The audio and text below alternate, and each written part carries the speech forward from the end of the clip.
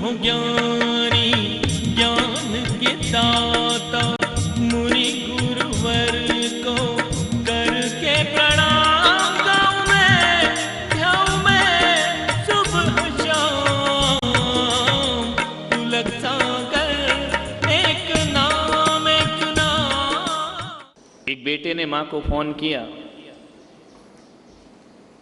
माँ मैं आ रहा हूं। अमेरिका में रहता था वो बेटा। माँ बहुत खुश हुई।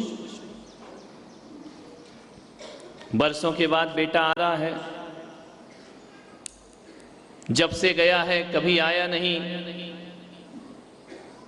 5-7 साल हो गए, आज आ रहा है। बड़े खुशियां मनाई उस माँ ने, दीप जलाए, पकवान बनाए कि मेरा बेटा बरसों के बाद लौट करके आ रहा है।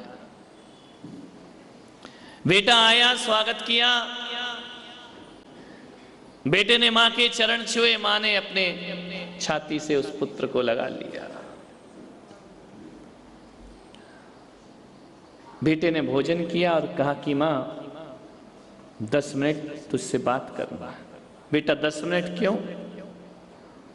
अब जब आराम से यहां पर रहे, बहुत सारी बातें करें। बोलिए माँ मेरे पास वक्त नहीं है, समय नहीं है, अपने को जल्दी अमेरिका वापस चलना है।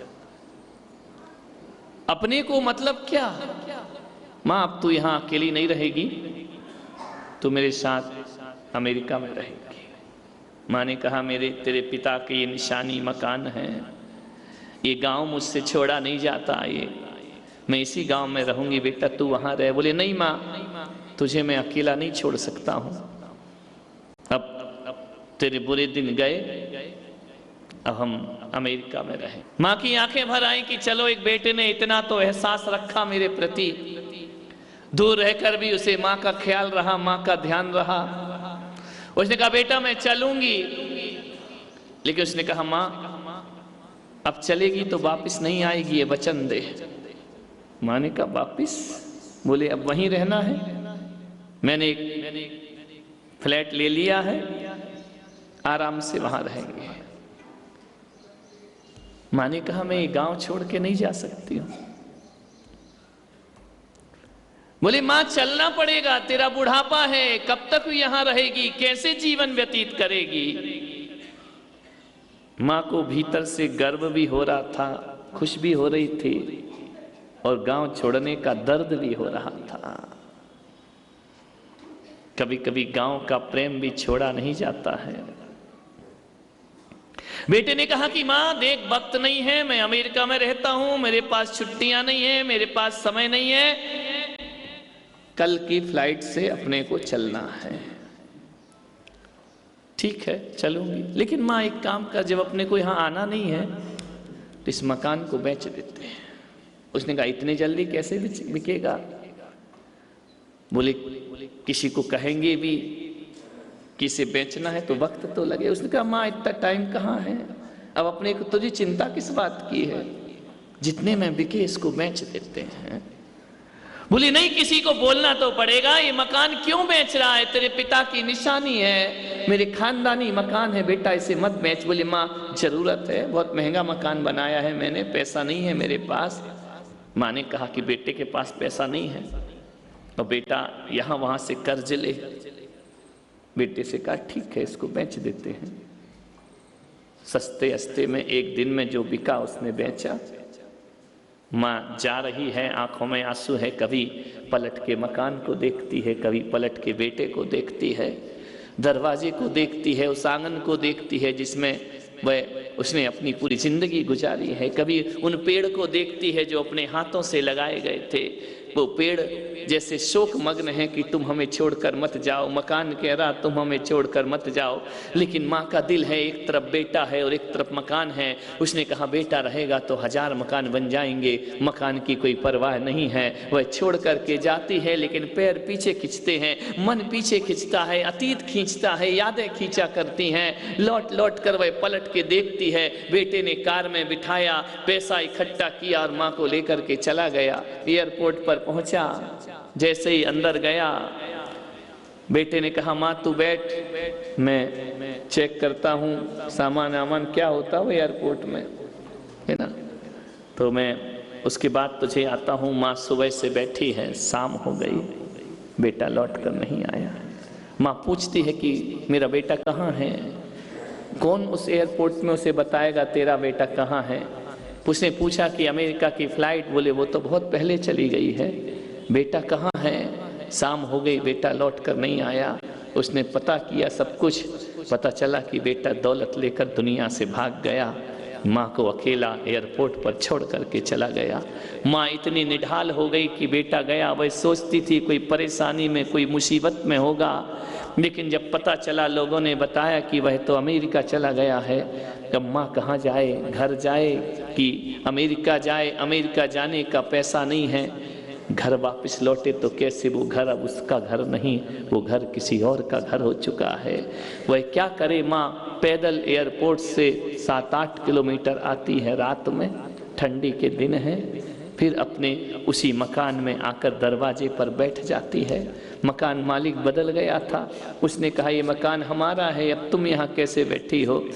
बोले मेरा बेटा चला गया है, ना जाने क्यों चला गया, क्या इमरजेंसी आ गई, मुझे छोड़ करके चला गया। उसने पूछा भी नहीं, बताया भी नहीं, छोड़ गया। ठंडी में एक चादर ओढ़े बैठी है वह माँ, क्या करूं, ठंड बहुत है। मकान मालिक ने कहा कि माँ ऐसा कर, आ तू अंदर सो जा। बोले ये मकान मेरा था और आज मेरी मकान में कहा जा रहा है कि तू अंदर आकर के सो जा। जैसे तैसे उसने रात गुजारी, जैसे तैसे उसकी रात गुजरी। वक्त बीता, समय बीता, मान्यवर सांझ ढल गई, रात घिर आई, लेकिन बेटा लौट कर नहीं आया। गरम गरम आँखों से आंसू की धार बह रही है। ध्यान रखना, विचार करना है। माँ तो वो होती है जो कभी बच्चे की सेवा में अपना सब कुछ समर्पित कर दिया करती है, लेकिन औलाद के दिन देखिए, दौलत के लिए माँ बाप को छोड़ दिया करते हैं, दौलत के लिए माँ बाप का सम्मान, माँ बाप का प्यार छोड़ दिया करते हैं। आया बेटा लेकिन चला गया सब कुछ लेकर, छोड़ गया उस माँ को अकेला, दर दर की भीख मांगती घूम रही है। एक बात याद रखना, अपनी जिंदगी में ध्यान रखना, माँ फिर भी अपने बच्चे का इंतजार कर रही है, ना जाने क्यों गया है, कब लौट कर वापिस आएगा। अरे आज आया है, कल मुझे लेने के लिए आएगा। लेकिन एक बात ध्यान रखिए, पूत कपूत हो सकते हैं, लेकिन माता कभी कुमाता नहीं हुआ करती है। वह फिर भी दुआएं देती है कि कोई बात नहीं है, मेरा जीवन कितने दिन का बचा है, एक दिन ये जिंदगी भी समाप्त हो जाएगी। वह कहती है कोई बात नहीं बेटा, बस दुख इस बात का नहीं कि तू दौलत ले गया, तू माँ से छल कर गया, इस बात का मुझे दुख हो रहा है। यदि तू मुझसे कह देता कि मुझे मकान दे दे, मैं तेरी माँ पीछे हटने वाली नहीं थी, सबसे पहले ये मकान तेरे नाम कर देती। जब मैंने तुझे पढ़ा लिखा करके अमेरिका भेज दिया, जब मेहनत मजदूरी करके मैंने तुझे ऊंची ऊंचाइयों पर पहुंचा दिया, एक मकान के लिए बेटा छल करता है। ध्यान रखना, माँ का सीना छलनी हो जाया करता है। ध्यान रखना, माँ मर गई, अधेड़ हो गई, माँ जीवन उसका समाप्त हो गया, जैसे एक एक सांस उसको भारी लगती है। मान्यवर, ऐसी निकम्मी औलाद इस धरती पर पैदा हो चुकी है जो माँ बाप पर नहीं, उनकी दौलत पर ध्यान रखा करते हैं, उनकी संपदा पर ध्यान रखा करते हैं। अरे एक बात याद रखो, जब हम बचपन में थे हमारा कोई नहीं था, माँ बाप हमारे संरक्षक बने थे। आज के युवाओं से मैं यही कहना चाहता हूँ, हजारों लाखों लोग यूट्यूब के माध्यम से मुझे देख रहे हैं। अरे जब तुम बिल्कुल अधीन थे, तुमसे चलते नहीं बनता था, तो माँ बाप तुम्हारे संरक्षक बने थे। आपसे निवेदन है, अब वो बूढ़े हो गए हैं, हर औलाद को अपने माँ बाप का संरक्षक बन करके जीना चाहिए, हर औलाद को माँ बाप का साथ देना चाहिए। ये कैसा जमाना आ गया है, आज हमारे देश में, हमारे भारत में वृद्धाश्रम बन रहे हैं। ये वृद्धाश्रम बदनुमा दाग होता है भारत की संस्कृति पर। ध्यान रखना, मैं आपसे निवेदन करता हूं, मेरे प्रवचनों को सुनकर के यदि थोड़ा भी जीवन में कुछ सीखना हो, मैं एक ही चीज कहता हूं, मुझे बहुत खुशी नहीं होती है जब जब मेरे देश में अनाथ आश्रम बनता है तो मेरे हृदय में पीड़ा होती है, और जब जब मेरे देश में कोई वृद्धाश्रम बनाता है ना तो मेरा सर शर्म से झुक जाया करता है। मैं कहता हूं इस भारत से वृद्धाश्रम की अवधारणाएं खत्म होना चाहिए, इस भारत से वृद्धाश्रम बंद होना चाहिए। कोई जरूरत नहीं है, एक काला कलंक है भारतीय संस्कृति पर। अरे कोई जरूरत नहीं है सुंदर सुंदर वृद्धाश्रम बनाने की, मेरे भारत को यदि जरूरत है। अरे गरीब बेटा हो जाए तो चल जाएगा, अरे वृद्धाश्रम की सुंदर इमारत नहीं चाहिए, श्रवण कुमार की कांवड़ चाहिए जिस पर बिठाकर वह तीर्थ यात्रा अपने माँ बाप को करा दिया करता है। आज श्रवण कुमार जैसे बेटे चाहिए, ना हो अमीरी कोई बात नहीं, गरीब का बेटा बन जाओ, ध्यान रखना, लेकिन माँ बाप को वृद्धाश्रम में नहीं, अपने मजबूत कंधों की कांवड़ पर बिठाइए। ध्यान रखिए तो भारत की संस्कृति जीवित रहेगी, भारत की सभ्यता जीवित रहेगी। मैं आपसे निवेदन कर रहा हूं, जीवन को समझने का प्रयास करो। मैं मध्य प्रदेश के डबरा ग्राम में गया, वहां के आज जो होम मिनिस्टर हैं नरोत्तम जी मिश्रा, जब मैं वहां पर गया, छोटा सा गांव है डबरा, ग्वालियर के पास दतिया जिले में वह गांव है। वहां के होम मिनिस्टर जो अभी हैं वर्तमान में नरोत्तम जी मिश्रा ने मुझसे कहा कि महाराज मैंने एक मंदिर बनाया है, क्या आप मेरे मंदिर में पधारेंगे? लक्ष्मी नारायण का मंदिर उन्होंने बनाया है, क्या आप वहां पर पधारेंगे? मैंने कहा मैं क्या करूंगा मंदिर जाकर? बोले नहीं आप आएंगे तो मुझे बहुत अच्छा लगेगा। मैंने कहा तुम्हारी खुशी के लिए मैं तुम्हारे मंदिर में जरूर आऊंगा, अवश्य आऊंगा। जब मैं लक्ष्मी नारायण के मंदिर में देखने को गया, जैसे ही वहां पर देखा, क्या देखता हूं मैं कि लक्ष्मी नारायण की मूर्ति तो मंदिर के अंदर रखी हुई है और मंदिर के बाहर उनके माता पिता की मूर्ति खड़ी हुई है। मैंने कहा ये क्या है, तुमने माता पिता की मूर्ति लगाई? बोले महाराज बाहर भीतर के लक्ष्मी नारायण तो सारी दुनिया उनके दर्शन को जाती है, और मेरे जिंदगी के लक्ष्मी नारायण तो ये हैं जिनकी बदौलत आज मैं यहाँ तक पहुंचा हूँ। इसलिए मैंने भगवान की मूर्त से पहले अपने माता पिता की मूर्ति मंदिर के सामने लगाई है। मैंने कहा नरोत्तम जी मिश्रा से ध्यान रखना, मुझे तुम्हारा कुछ पसंद आए ना आए, लेकिन जो अंदाज तुमने अपने माता पिता के लिए रखा है, कह सकता हूं कि तुम एक आदर्श व्यक्ति बन करके समाज में खड़े होगे। माँ बाप की मूर्तियां, भगवान की मूर्तियां लगाते हो, लाखों करोड़ों का दान देकर माता पिता के लिए कुछ नहीं हुआ करता है। एक बात याद रखना, 3 महान आत्माएं इस धरती पर, ऐसा कहा जाता है, वैदिक परंपरा कहती है कि ब्रह्मा ने हमें जन्म दिया है, विष्णु हमारा पालन करते हैं और शिव हमारा संहार किया करते हैं।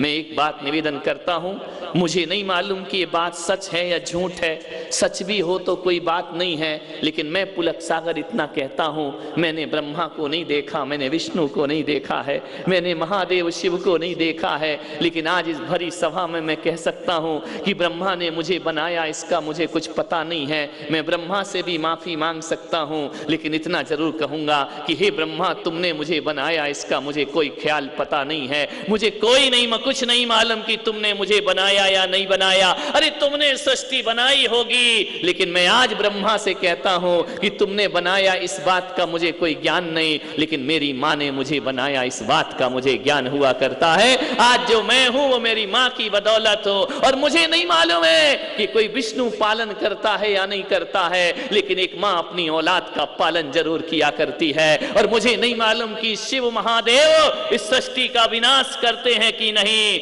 लेकिन मेरी माँ ने मेरे जीवन से बुराइयों का विनाश किया है। इसलिए मैं पुलक सागर कहता हूं, मेरी माँ ही ब्रह्मा है, मेरी माँ ही विष्णु है, और मेरी माँ ही महादेव हुआ करती। माँ ही ब्रह्मा, माँ ही विष्णु, माँ ही महेश हुआ करता। माँ से बड़ा कौन है इस धरती पर, ध्यान रखना।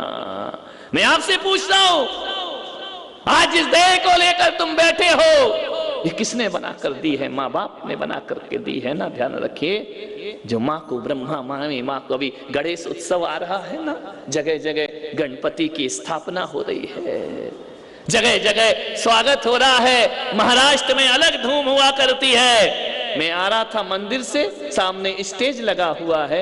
मैंने कार्यकर्ता से पूछा यहाँ क्या कार्यक्रम हो रहा है? बोले यहाँ सिद्धि विनायक, विघ्न विनायक, गणपति की स्थापना होने जा रही, यहाँ पर गणपति का स्थापना होगा, गणेश उत्सव चलेगा। वहां गणेश उत्सव चलता है और यहाँ भगवान महावीर का महावीर उत्सव चला करता है। यहाँ पर्युषण पर्व चला करेंगे। क्या स्थिति देखिए, अंदर महावीर की आराधना होगी और दरवाजे से, हमारे द्वार से निकलते ही गणपति की स्थापना होने वहां पर जा रही। मैं इतना कहता हूं, एक बार की बात है, विचार करना। माता पार्वती अपने दोनों पुत्रों को लेकर बैठी थी, कार्तिकेय और गणपति को। लोगों ने पूछा, गणपति और कार्तिकेय में थोड़ा सा संवाद हुआ। एक बात ध्यान रखना, संवाद होना अलग बात है। दोनों में संवाद चल रहा था। अज्ञानी में विवाद चलता है, ज्ञानियों में संवाद चला करता है। ध्यान रखना, जो मूर्ख होते हैं वो लड़ते हैं, जो ज्ञानी होते हैं वो चिंतन करते हैं। संवाद चला।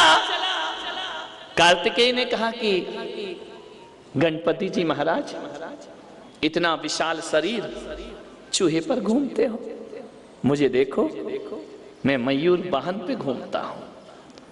मैं मयूर से ना जाने कहां कहां चला जाता हूं, हवा की चाल में, हवा की धार में, और तुम इस चूहे पर घूमते।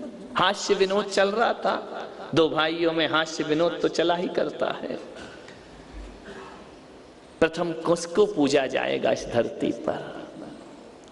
कार्तिकेय ने कहा कि प्रथम पूज्य मैं हूं। गणपति ने, वैदिक परंपरा कहती है कि प्रथम पूज्य गणपति हुआ करते हैं। पूछा, पार्वती मां से पूछा गणपति ने कि पहले कौन पूजा जाएगा, पहले देव कौन होंगे इस धरती पर?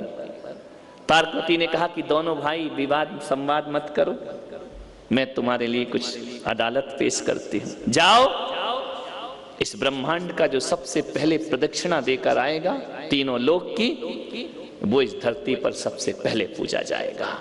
कार्तिकेय हंसे मुस्कुराए, बोले ये चूहे वाले बाबा, ये कहां घूमने जाएंगे?